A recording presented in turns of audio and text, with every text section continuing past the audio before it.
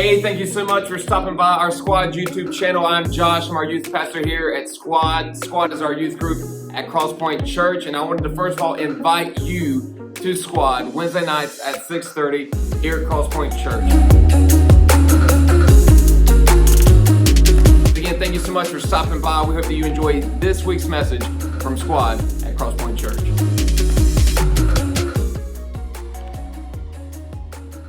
But we're in this series called Friends, and we want to help you with your friendships. So week one, we said, hey, be the friend that you want to have. We said, no matter what your friends are doing, be the friend that you want to have. And then our second part was this, that last week we said, consider who you're surrounding yourself by. All right? So if you're taking notes, you can jot down the title, Friends, and then this title for tonight's message, Consider. At the end of the night, I'm going to ask you this question, or kind of this just little generic command, really, is to consider who you have around you. That's it. That's the big takeaway. Consider who you have around you. Can we deal with that? We good? All right, let's talk about the topic, because I want to pose some questions to get you on the same thought pattern as this message. First off, have you ever just wished that you had not met that person? Yeah. Same, right? We all have those. Here's why that's a big deal. It's tied to a regret, right? That person that came to your mind when you said, yeah, if I hadn't have met them, then I wouldn't have been in that situation, this wouldn't have happened, because they are tied to a regret that still lingers over you. Maybe there's some shame behind there, maybe there's some pain behind there, but you wish you hadn't met that person, because people are tied to regrets. And that's why we're in this series about friendship. But here's the thing, I'm not the only person that thinks that, all right? Solomon, the wisest guy who ever lived, is what Scripture says, he wrote about it in this book called Proverbs, where he wrote down a bunch of just awesome, wise, smart, intelligent life lessons. So if you ever just need a quick caption for an Instagram post, swing over to Proverbs. Just blindly look, right? Just put your finger down and then read it and say, yeah, I'm gonna do that, right? Just post that. But here's what he said in chapter 13, verse 20. If you brought a Bible, you can turn there, highlight it, circle it, draw like some fireworks around it. But it's going to be on the screen for you if you want to take a picture. Verse 20, Solomon wrote, walk with the wise and become wise, which is pretty cool. And you kind of want to stop there. But then there's that other group of people. For, or in another translation, but, a companion of fools suffers harm. All right, so let's kind of talk about that. I want to give you a quick Bible reading tip. Here you go. Typically, Scripture in the proverb would go as a formula. So what, in my mind, it should say is walk with the wise. Can we go back to that verse real quick? Hannah, thanks so much. Walk with the wise and become wise. And then part 2 under that would say walk with fools and become foolish. But it doesn't say that. It says the end result of it, that if you walk with fools, which we don't want to call people that, all right, so don't leave here saying, hey, I can call you a fool. Don't do that. But if you walk with them, if you surround yourself with them, not is it just you becoming foolish, but you're going to get hurt. So if you walk with wise people, you become like them. You research the same things. You start talking like them, dressing like them, that kind of thing, right? It like shifts, it blends. You have common interests, goals. So you become wise. You become like each other. So if they're wise, then you'll be wise. You'll make wise decisions. But if they're not, then you end up on the wrong end of a mixtape, right? You know what I'm saying? Like the person that always gets laughed at, but you're going to be hurt.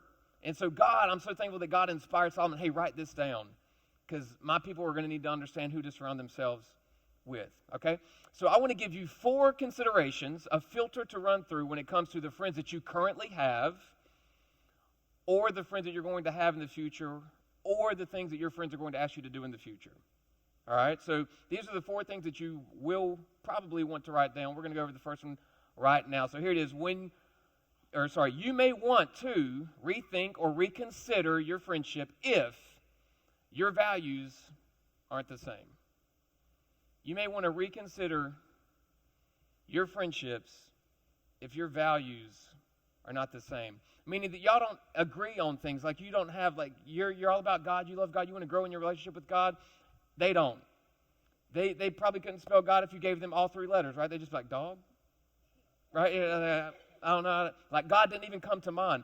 Your values aren't the same. So if your values aren't the same, then you're going to always be like butting heads in arguments, and you're going to see them make decisions that you often question, but they're your friends, so you don't really want to bring up the idea. So I'm just saying you may want to reconsider your friendship if your values aren't the same, all right? Number 2, you may want to reconsider or rethink your friendship when you see that that group is moving in a direction that you do not want to go.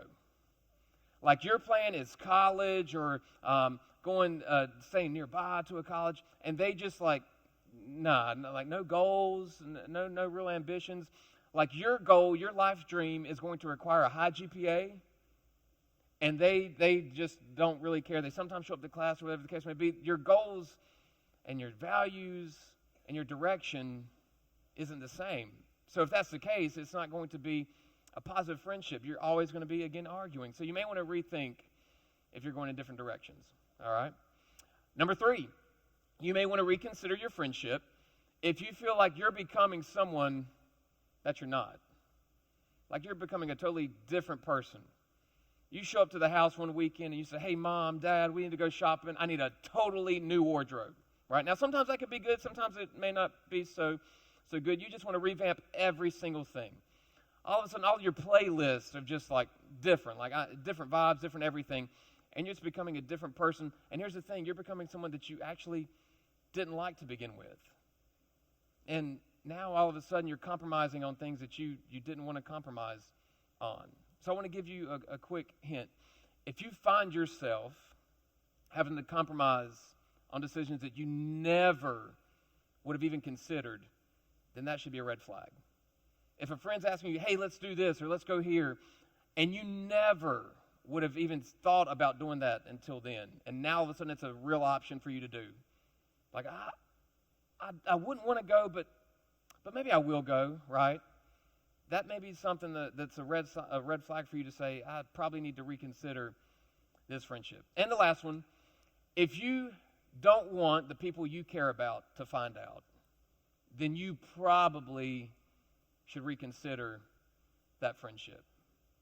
Because all of a sudden, the people who you go home to that love you, that surround you, try to give you the best things that maybe they didn't have, or they're trying to do the best they can, they really care for you, and you want to keep something from them, that should be a red flag. Like if you feel like in the middle of something, you may have to lie about this later, that should be a red flag that I don't think this is the best situation for me, and I need to reconsider this friendship. So if our values aren't the same, we're going in 2 different directions and like my goals for life and that kind of thing. If you feel like you're becoming someone that you're not, and then if you just don't want those people that you care about to find out, then that should be a red flag that I probably need to reconsider this friendship. Now here's the thing that you should not do, okay? Don't leave here and go home, say a quick prayer, and then text this group of friends that you're now reconsidering being friends with and say, hey, I went to squad, I prayed to God, and he told me we shouldn't hang out. Don't do that, okay? One, that's weird. And rule number 1 is don't be weird, okay? But here's the second thing. You know what you just told that person, like backhandedly? You just told that person that God doesn't like you, that you're a bad person, and probably God doesn't care. When you say that I can't be friends with you because God told me. Now, some of you may have used that as a breakup line. Hey, maybe God did tell you, right, in the form of your parents that y'all were not going to date anymore. I don't know. But to think that God is like, that would be a burden to drop on someone. But here's how you can get out of a friendship that would go real easy for you, all right? Picture this. They ask you to go do something, and you run it through this filter like, boom, that's illegal. Oh, God said not to in Scripture. That's taking me in a different direction that I want to go. My life goals are to not be arrested, right? All these things. And so you're looking at this thinking, this is a no. So when you begin telling them no, then they're going to now see that, man, his values are different than ours. It's like, hey, I'm not going to be there for that. It's not that you have to say you're a bad person. That's not the case. Because here's what's the other thing. And if you've been to breakfast this week, we talked about it. God may have you in that influence of circles around you, those people around you, to help them know more about him. And so when you say no to those things because of who you are, that's a testimony. That's a message that you're sending to that group of friends saying, hey, look, I'm just not going to get down with that. You're a great person. We can still talk at lunch. but like I'm not probably going to stay the night. I do not want to be in a car with you because you are 14, do not have a license, but tend to drive everywhere, right? So it's just saying, hey, that's not something I want to be a part of. But don't let people think that they're bad, that God doesn't love them, care about them, because he does. And you could still be used to help them. But here's the thing. They just shouldn't be in your immediate circle of your squad that I'm getting value from, that I'm like spending the night with, that we're hanging out all the time, because when the wise walk with the wise, they become wise. But if a fool is trying to hang out with the wise person, that fool's not going to become wise. Someone's going to get hurt, right? So you want to make sure that, yes, keep the relationship, stay in school where you can see them and like talk to them, or help them out during lunch. That's cool, that's fine. But when it comes to your immediate friendships, those closest to you, you just may want to reconsider how close that friendship is. Because here's what I love about Squad, all right? So now let's bring this whole thing together. If you stopped paying attention 5 minutes ago, tune back in. You know why I love church? And more specifically, you know why I love this church? Because each Sunday I get to come and surround myself with people who have the same values, who are heading in a similar direction, and we share all these things that we just went through. And we get to worship a God that we believe in, that we know is doing great things for us. I love this church for that. The environment and the culture that we have here, I love this church for that. Do you know why I love Squad? Because the logo is sick. No, I'm just kidding, right? But that is awesome. I do like that. And quick reminder, don't forget, if you do want some Squad swag, that you need to turn in your form and money next Wednesday. But that's not the message. Here's the message. I love Squad because I don't know where each of you are coming from. I don't know, like you left your home situation. You could have left mom and dad arguing, right, to get here. You could have left homework that you need to make sure you finish to get here.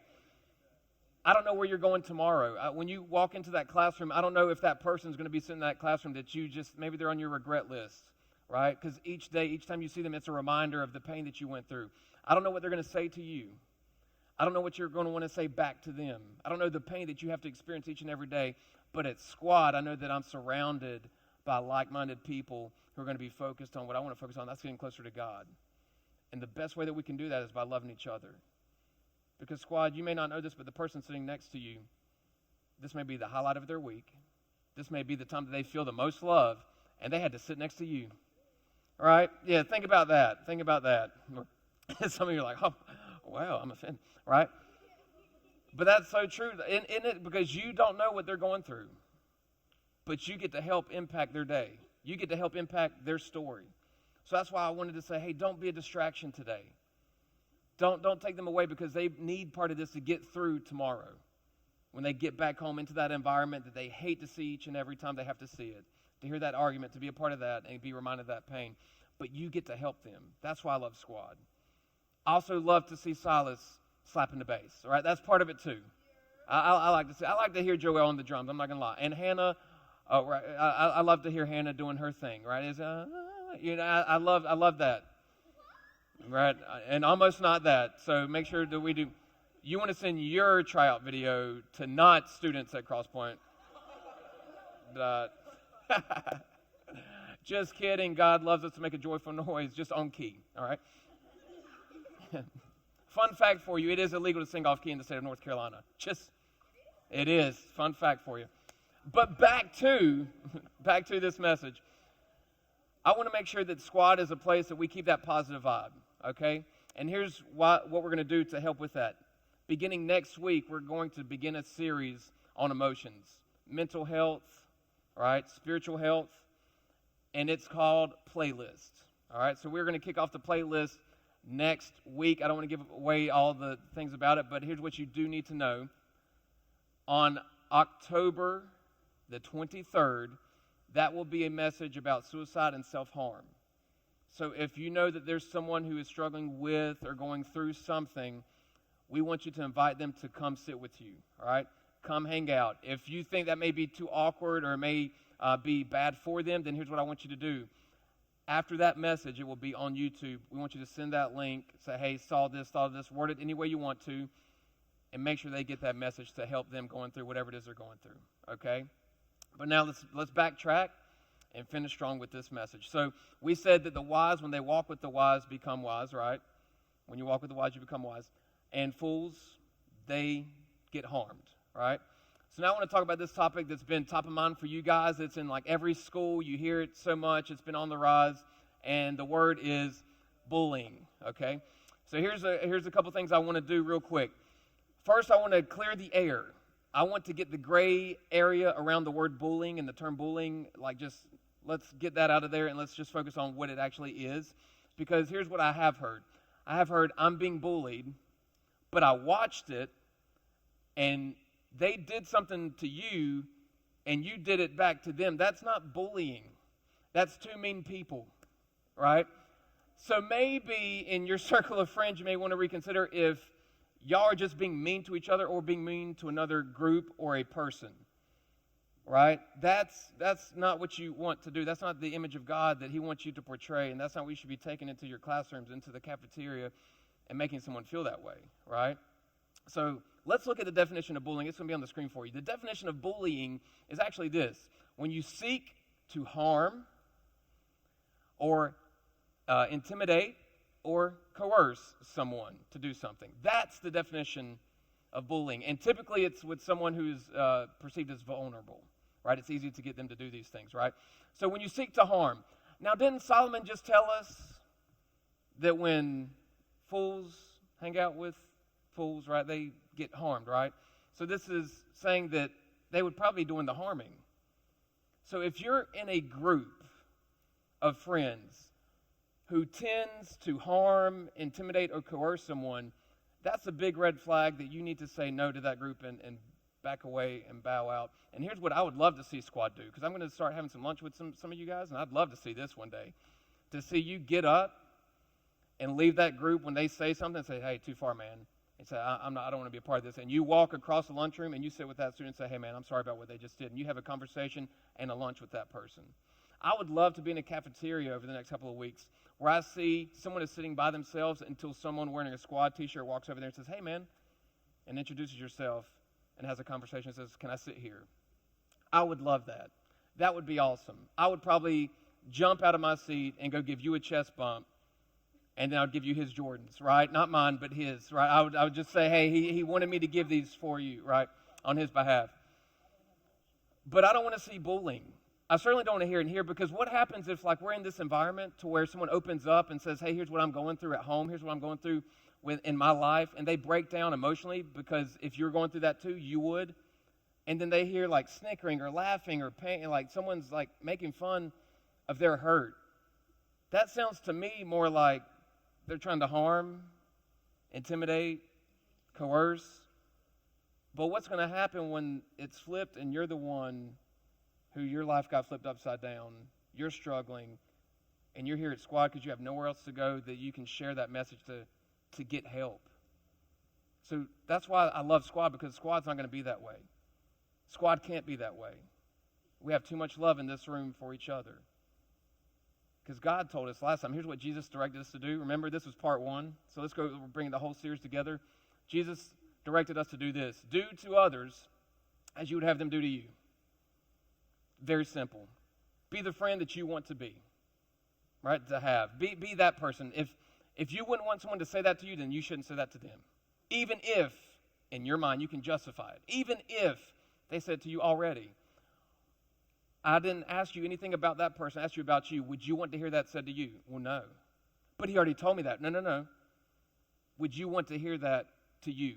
Well, no. Then don't say it to someone else. Would you want someone to respond to your story like that? Snickering, laughing, pointing. Well, no. Then maybe you shouldn't respond that way.